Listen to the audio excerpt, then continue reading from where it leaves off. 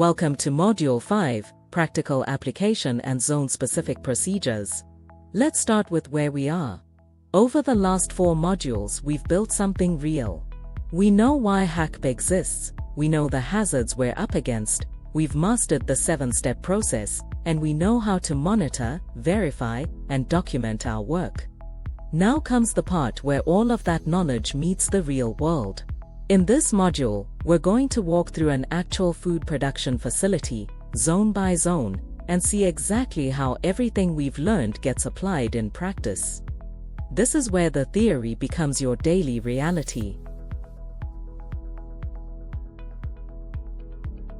Think about the journey food takes through a facility. Raw materials arrive at one end, a chicken carcass, a bag of unprocessed vegetables, a drum of unpasteurized milk. These raw materials carry pathogens. That's not a crisis, it's just biology. The production process is designed to deal with them through cooking, pasteurization, or other kill steps. But once that food is safe, it becomes incredibly vulnerable. If pathogens from the raw side of the facility can reach the safe, ready-to-eat side, we've undone everything the process was meant to achieve. Hygienic zoning is how we prevent that from happening. Here's a useful way to think about it. Imagine the factory as a one-way street for contamination. Pathogens come in with the raw materials. The production process blocks them, it's the kill step. On the other side of that barrier, the food is safe. Our job is to make sure contamination never travels backwards, from the dirty side to the clean side. Zoning builds that barrier into the physical layout and the daily procedures of the facility. Every rule about where you can go, what tools you can carry, and what uniform you wear is part of maintaining that one-way street. Most facilities use a 3-zone model, though the names vary. The slide ahead shows the layout. Zone 1 is the low-risk area. Think locker rooms, canteens, offices, and loading bays. Zone 2 is the medium-risk area, where raw materials are received, stored, and processed before the kill step. We know pathogens are present here, and that's expected. Zone 3 is the high-risk or high-care area, the most critical space in the entire facility. This is where food that's already been made safe is sliced, portioned, or packaged. Any contamination that gets in here goes directly into the finished product. Some facilities also have a Zone 4 for enclosed sealed product, but the 3-zone model is the foundation. The physical barriers between zones are only as strong as the procedures that enforce them. To move from a medium-risk zone into a high-care zone, a team member typically has to pass through a hygiene station. That might mean changing their boots, washing and sanitizing their hands, and putting on a different colored protective garment. These aren't bureaucratic hoops, they're contamination filters. Every transition between zones is a potential entry point for pathogens, and these procedures exist to close that door. As cleaning professionals, we need to know which zones we're assigned to and follow the transition procedures every single time. Now let's talk about the single most important practical tool for maintaining zone integrity, and that's color coding. The principle is simple. Every cleaning tool in the facility is assigned a color based on the zone and surface type it's used for. A typical system might use red for raw meat areas, yellow for medium-risk zones, green for fruit and vegetable prep, blue for general non-food contact surfaces, and white for food contact surfaces in the high-care area. The golden rule is absolute. A tool never leaves its assigned color zone, ever. Let's make this concrete. You're cleaning the floor in the raw meat processing area. Your red brush has been scrubbing a drain that almost certainly carries Salmonella and E. coli. Now imagine someone picks up that red brush and uses it in the high-care packaging area, maybe just to quickly scrub a stubborn spot. In that moment, they've created a direct transfer route for deadly pathogens from the dirtiest part of the facility into the safest part. That single act could trigger a foodborne illness outbreak. Color coding violations are treated as serious food safety failures, and rightly so. If you ever see the wrong color tool in the wrong area, report it immediately. Let's walk through each zone now, starting at the low-risk end. In areas like locker rooms, canteens, ablution facilities, and offices, the cleaning goal is a safe, hygienic environment for people. These aren't food production areas, but they still matter. An unhygienic canteen can spread illness between colleagues. Dirty washrooms are a morale and health problem. The procedures here follow standard janitorial practice: clean floors, walls, and high-touch surfaces like door handles and light switches. Toilets and washroom basins need disinfection. Cleaning typically happens once a day, with spot cleaning as needed. It's the foundation of your site hygiene program. It's worth pausing to note that even in low-risk zones, your work is directly connected to the prerequisite programs we covered in Module 1. A clean, functioning washroom with soap and paper towels encourages proper hand washing. A tidy locker room with designated PPE storage supports personal hygiene compliance. Pest control starts with keeping these areas clean and free of food debris. The low-risk zones aren't separate from the HACCP system, they're the outermost layer of it. Moving into the medium-risk zone, raw material receiving and processing areas, the intensity steps up considerably. Here we know we're dealing with live pathogens on raw materials. We're not aiming for a sterile environment, that's not realistic or necessary at this stage. What we're aiming for is controlled contamination. We want to keep the microbial load manageable, and most importantly, prevent it from spreading further into the facility. This is where the full 7-step cleaning and sanitation process becomes your core procedure, executed rigorously at the end of every production day. A few things make medium-risk zones particularly demanding. Animal fats and proteins bond stubbornly to surfaces, so heavy-duty degreasers are often needed in the main wash step. High-pressure water or foam cleaners are commonly used because they extend the contact time of the detergent on vertical surfaces. And drains deserve special attention. They're one of the most significant reservoirs for persistent pathogens like Listeria monocytogenes in any food facility. Drain cleaning isn't a quick rinse, it needs to be systematic and documented. A clean-as-you-go policy during the production day also keeps spills and debris from accumulating. Now we step into the most critical space in the building, the high-care zone. This is where ready-to-eat food is handled after the kill step.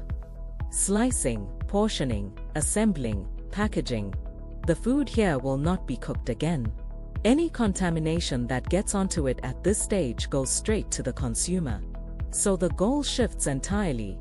In the medium-risk zone, we're managing contamination. In the high-care zone, we're eliminating it.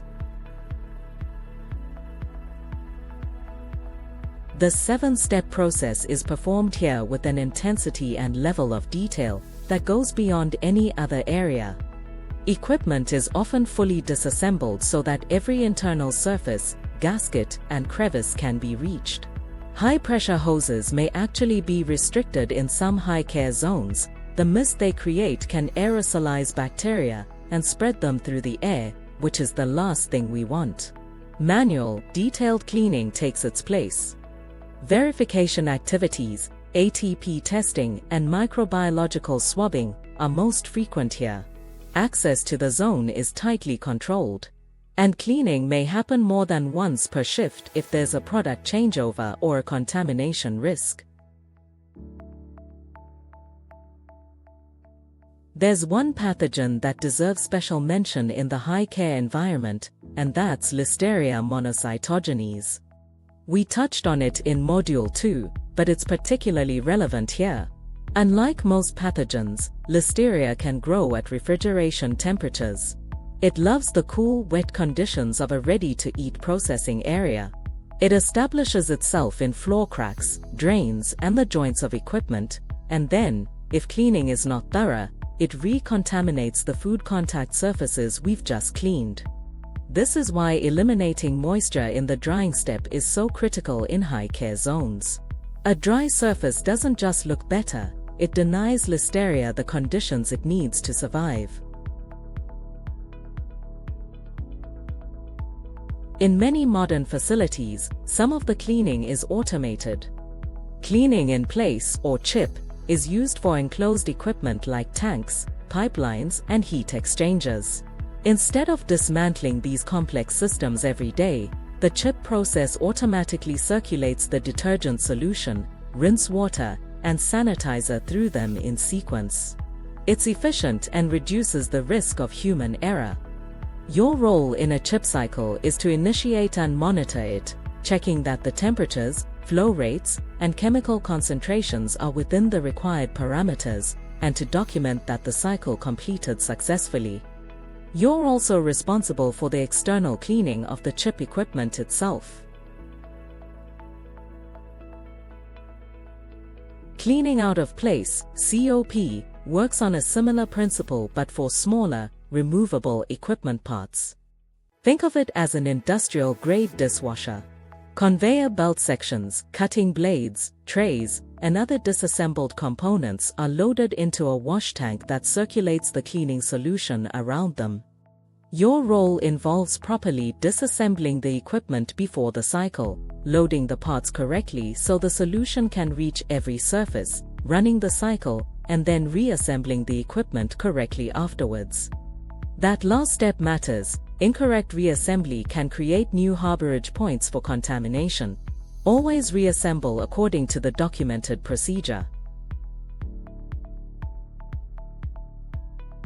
We're approaching the end of this course, and it's the right moment to reflect on what we've built. Because the goal has never just been to teach you a set of procedures. The goal has been to develop a professional. And a professional in food safety is defined by 5 things. Knowledge, you now have it. Skill, you've developed it. Discipline, doing the job right every single time, even when you're tired, even when no one's watching. A proactive mindset, not waiting to be told, but actively looking for potential problems. And pride, a genuine understanding of why this work matters.